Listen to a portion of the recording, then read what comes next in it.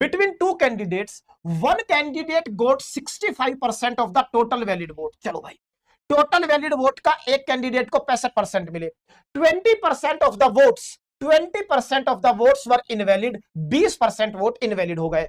Find the total number of votes if the total number of votes was 7500 then the number of valid votes received by the other candidate. देखो सवाल क्या कहता है, सवाल कह रहा है मेरे प्यारे भाई, टोटल वोट तो थे 7500, टोटल वोट कितने थे 7500। इन 7500 वोट में से मेरे प्यारे भाई, इन 7500 वोट में से 20% इनवैलिड हो गए, तो फिर वैलिड बचे 80%। अरे वैलिड कितने बचे 80%, ये वैलिड वोट आ गए। ये क्या आ गए, ये वैलिड वोट है। इन वैलिड वोट में से एक कैंडिडेट को 65% मिला। अगर इनमें से एक कैंडिडेट को 65% मिल रहा है तो ये अपने आप में 100% थे, दूसरे कैंडिडेट को 35% मिला।